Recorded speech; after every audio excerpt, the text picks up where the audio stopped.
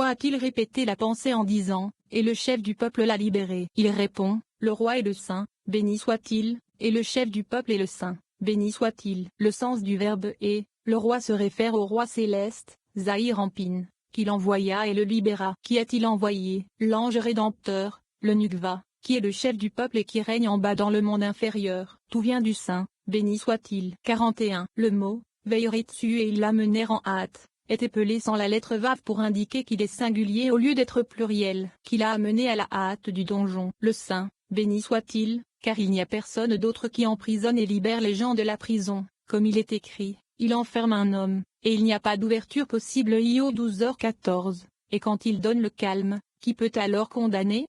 Et quand il cache son visage, qui peut alors le contempler? Que ce soit contre une nation ou contre un homme. Io 34 2.29. Car tout dépend de lui, comme il est écrit, il agit selon sa volonté dans l'armée des cieux et parmi les habitants de la terre, et personne ne peut arrêter sa main, ni lui dire, que fais-tu? Daniel 4h32. Daniel 4h32. C'est pourquoi il est écrit, et ils le firent sortir en hâte du cachot, c'est-à-dire que le saint, béni soit-il, le fit sortir en hâte du cachot. 42. Il demande, quel est le sens et il l'amena en hâte, et Veiritsu, il répond, comme il priera Eloa, et il lui sera favorable, et Vritsui, Io 33 2.26, signifie que le saint, béni soit-il, lui était favorable. Ainsi le verset et il le fit sortir en hâte du cachot signifie que le saint, béni soit-il, lui était favorable. Puis il a été amené devant Pharaon. Une autre explication est que Veiritsu est dérivé de la volonté, et Ratson, et de la grâce, car il a tiré sur lui un fil de grâce afin qu'il trouve grâce devant Pharaon. Il l'adresse par, Elohim donnera à Pharaon une réponse de paix pour s'empresser de le saluer et ouvrir son discours par le mot paix.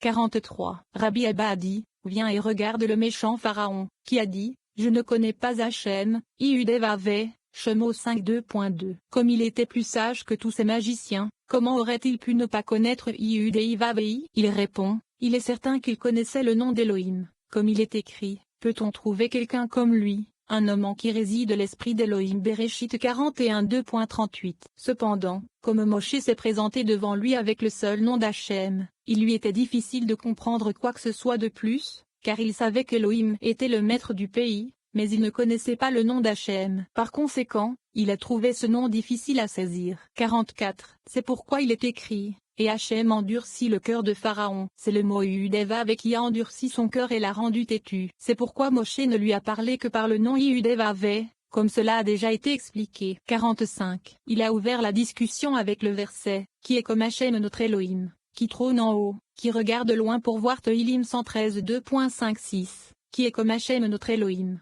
qui trône en haut signifie qu'il s'élève au-dessus de son trône de gloire pour ne pas être révélé en bas. En effet, lorsqu'il n'y a pas de juste dans le monde, il s'éloigne d'eux et ne se révèle pas à eux. La phrase, qui regarde loin en bas pour voir se réfère au moment où les justes se trouvent dans le monde, et où le saint, béni soit-il, descend vers les inférieurs pour prendre soin du monde et faire du bien par eux.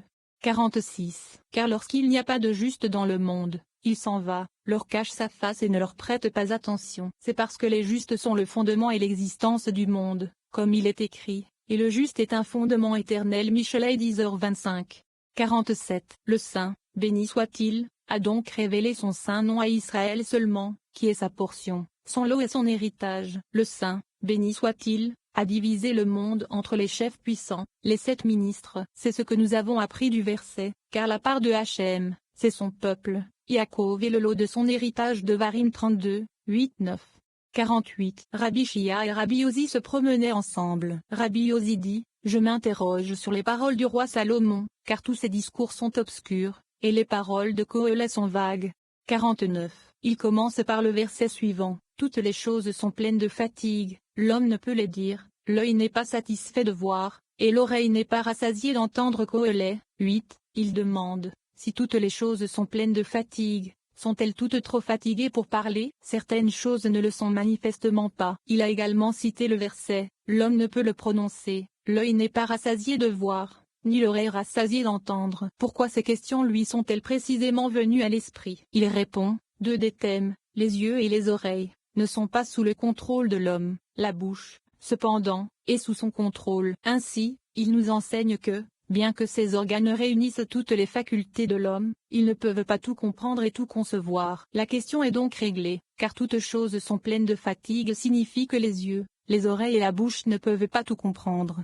50. Rabbi Chia a dit, c'est ainsi. La parole d'un homme ne peut s'exprimer, ni les yeux voir et les oreilles entendre et il n'y a rien de nouveau sous le soleil. Kohelet 2.9. Venez et regardez, même les fantômes et les esprits du Saint, béni soit-il, formés sous le soleil ne peuvent dire tout ce qu'il y a dans le monde, ni l'œil voir et l'oreille entendre. Salomon, qui savait tout, a donc dit ceci. 51. Venez et regardez, toutes les actions du monde dépendent de nombreux chefs, car il n'y a pas une seule herbe en bas qui n'ait un chef sur elle, qui lui ordonne de pousser. Pourtant, toutes les personnes dans le monde ne connaissent pas ou ne se soucient pas de leurs racines ou de la raison pour laquelle elles sont dans le monde. Car même le roi Salomon, qui était plus sage que tout autre homme, ne pouvait pas les saisir. 52. Il a ouvert la discussion en citant, il a fait chaque chose belle en son temps, il a aussi mis le monde dans leur cœur, de sorte que personne ne peut découvrir l'œuvre que les Elohim ont faite. Kohelet 3h11. Venez et regardez. Heureux ceux qui étudient la Torah et savent observer avec l'esprit de sagesse. Il a rendu chaque chose belle en son temps se réfère à toutes les œuvres que le Saint, béni soit-il, a réalisées dans le monde. Sur chaque action dans le monde, il y a un grade responsable, soit pour le bien, soit pour le mal. Ce sont les 28 ans mentionnés par Kohelet, 14 pour le bien à droite dans le secret de la Shechina, et 14 pour le mal à gauche, dans le secret de l'autre côté qui punit les hommes. Parmi eux, certains grades vont vers la droite et d'autres vers la gauche. Lorsqu'un homme va vers la droite, l'acte qu'il accomplit, le grade désigné sur ce côté droit, lui apporte de l'aide. Si un homme va à gauche et accomplit un certain acte, le chef du côté gauche le dénonce pour cet acte, le conduit vers ce côté et l'égare. Par conséquent, lorsqu'un homme agit dignement, le chef du côté droit l'aide. Le en son temps dont il est question dans la phrase belle en son temps nous indique que l'acte était proprement lié à son temps. Au temps appelé Nukva, le secret des 14 temps pour le bien est qu'ils sont à droite. Par la punition des 14 temps pour le mal, un homme choisit les 14 temps à droite et s'attache à la Shechina. On découvre alors qu'il a fait chaque chose belle et haine son temps. 53. Il a aussi mis le monde dans leur cœur. Cela signifie que le monde et toutes ses actions ne sont pas liées à la sainteté mais au désir du cœur. Lorsque le désir s'élève dans l'homme, ce qui est le secret du Verbe, sachez donc ce jour, et considérez-le dans votre cœur. Devarim 4h39. Heureux les justes qui attirent par le désir de leur cœur les bonnes actions qui leur profitent et profitent au monde entier, et qui savent s'attacher au temps de paix. Kohelet 3.2.8, c'est-à-dire au temps de haute union appelé paix. Par la force de la charité qu'ils donnent en bas, ils font que le grade appelé tout, tout, Yuzod, illumine en son temps, la Nukva. 54. Malheur aux méchants qui ne connaissent pas le temps, nommé le temps de paix, pour l'action et n'y prêtent pas attention, de sorte qu'ils accomplissent leurs actions en vue de l'amélioration nécessaire du monde et corrigent l'acte dans son grade approprié. Cela signifie qu'ils n'élèvent pas les Maïnukvin, aux féminines, par leurs œuvres à l'union supérieure, qui est le secret du temps de paix. Ils ne le font pas, parce qu'ils ne le savent pas. 55. C'est pourquoi tout est donné au désir de l'homme, comme il est écrit, afin que nul ne puisse découvrir l'œuvre que les Elohim ont faite depuis le début jusqu'à la fin. Parce que ces actes n'ont pas été accomplis avec l'intention de les corriger selon leur grade approprié, c'est-à-dire d'inclure les actes dans leur grade correspondant. Ils sont accomplis selon le désir de l'homme, dans la stubbornesse. De cela, il est écrit, je sais qu'il n'y a rien de bon en eux, si ce n'est de se réjouir et de faire le bien dans sa vie. Kohelet 3.12. Je sais qu'il n'y a rien de bon en eux, dans les actes qui ne sont pas correctement accomplis dans le but de corriger, mais de se réjouir de tout ce qui lui arrive, bon ou mauvais, pour remercier le Saint, béni soit-il, et de faire du bien dans sa vie. Il demande, pourquoi devrait-il se réjouir du mal? Il répond, si l'acte a entraîné de mauvaises conséquences à cause du grade qui lui a été attribué du côté gauche, il doit se réjouir et être reconnaissant du mal qu'il a mérité, car c'est lui-même qui a causé tout cela en allant sans connaissance comme un oiseau qui tombe dans un piège. Maintenant qu'il a obtenu la connaissance à cause de la punition, il saura faire le bien dans société anonyme vie. Il faut donc se réjouir et être reconnaissant du châtiment. 56. Il demande, comment savons-nous qu'un homme est sans connaissance? Il répond, par le verset suivant, car l'homme aussi ne connaît pas son temps, comme les poissons qui sont pris dans un mauvais filet, et comme les oiseaux qui sont pris au piège. Ainsi les fils de l'homme sont pris au piège dans un mauvais temps, quand il leur tombe dessus soudainement. Kohelet 9h12. Il demande, quel est le temps dans car l'homme aussi ne connaît pas son temps?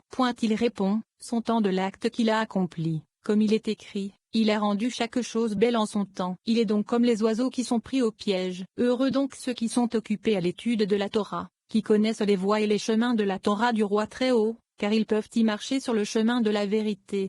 57. Venez et regardez, un homme ne doit jamais ouvrir sa bouche pour dire du mal, car il ne sait pas qui reçoit sa parole, et quand un homme ne sait pas, il peut trébucher. Lorsque les justes ouvrent leur bouche, ils le font paisiblement. Lorsqu'Ioseph s'est adressé à Pharaon, il a d'abord dit, Elohim donnera à Pharaon une réponse de paix. Rabbi Yehuda a dit, nous avons appris que le Saint, béni soit-il, prend soin de la paix du royaume, comme il est écrit. Il leur donna une charge aux enfants d'Israël et à Pharaon, roi d'Égypte Shemo 6h13, et ils l'expliquèrent, ce qui signifie donner de l'honneur à Pharaon. 5. Puisque Elohim vous a montré tout cela. Ici, le Zohar spécule sur la signification cachée de l'interprétation réussie du rêve de Pharaon par Joseph, et la prospérité qui en résulte pour lui-même et le peuple d'Israël. Les rabbins comparent l'expérience de Joseph à celle de Daniel à Babylone. Ils décrivent ensuite le travail de Joseph en tant que ministre de l'Agriculture et ministre des Finances de Pharaon, et font l'éloge de sa sagesse et de sa discrétion à ces deux postes. Un passage intéressant concerne la capacité de Dieu à créer une demande afin d'en faire bénéficier ceux qui sont en mesure de fournir. La pertinence de ce passage. La lecture de ce passage nous aide à reconnaître les liens entre les causes et les effets, et à gouverner nos actions en conséquence. Ainsi, lorsque la vie nous impose des exigences, nous pouvons savoir qu'elles ne sont que pour notre bien.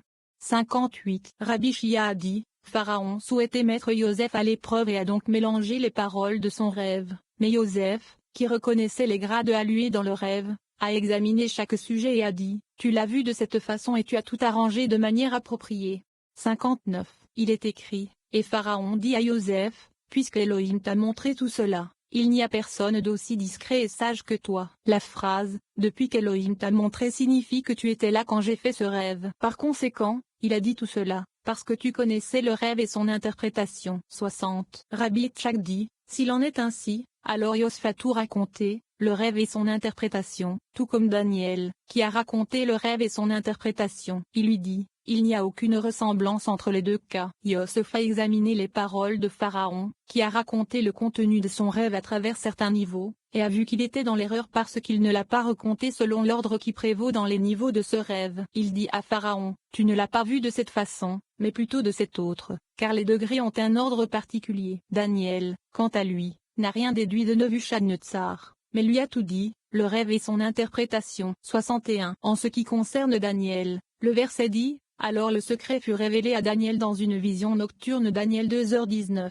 Il demande, qu'est-ce que la vision nocturne? Il répond, c'est Gabriel, qui est une vision d'une vision. 62. Venez et regardez, il est écrit, et voici que la gloire de l'Élohim d'Israël vint du chemin de l'Orient, et sa voix était comme le bruit de grandes eaux, et la terre resplendit de sa gloire. Yeshézéchiel 43 2.2. Ceci est suivi par, et l'apparence de la terre resplendit de sa gloire. Et l'aspect de la vision que j'ai vue était comme la vision que j'ai vue quand je suis venu pour détruire la ville, et les visions étaient comme la vision que j'ai vue près du fleuve Gvar. Et je suis tombé sur ma face. Yeshézéchiel 43 2.3. Toutes les visions mentionnées dans le verse correspondent à 6 degrés. La vision d'une vision, Gabriel, possède un miroir qui reflète les teintes supérieures. Ainsi, les 6 miroirs de la Nukva se reflètent dans ce miroir, Gabriel. Il y a des visions sur des visions, chaque vision est au-dessus d'une autre et toutes dans certains grades, Z, Gvura, Tiferet, Netza, Od, et Uzod, où elles dominent sous le nom de visions nocturnes. Tous les rêves du monde sont interprétés par eux,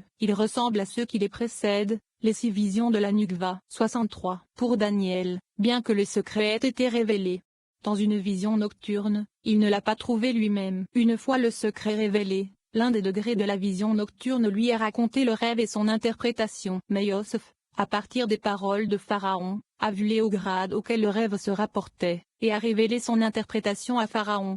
64. C'est pourquoi Pharaon lui donna le commandement de tout le pays d'Égypte, car le Saint, béni soit-il, donna à Yosef des siens. Parce que sa bouche n'a pas embrassé la transgression, il est dit, mon peuple sera dirigé selon ta bouche. Parce que sa main ne s'est pas approchée du péché, il est écrit, et l'a mis sur la main de Joseph. Parce que le cou ne s'est pas approché du péché, il est écrit, et il mit une chaîne en or autour de son cou. Parce que le corps ne s'est pas approché du péché, il est écrit, il le revêtit d'habits de lin fin. Parce que le pied ne s'approchait pas de la transgression, il est écrit, il le fit monter dans le second char qu'il avait. Parce que son esprit ne nourrissait pas de pensées pécheresses, on l'appelait discret et sage, et parce que son cœur ne réfléchissait pas au péché, on criait devant lui.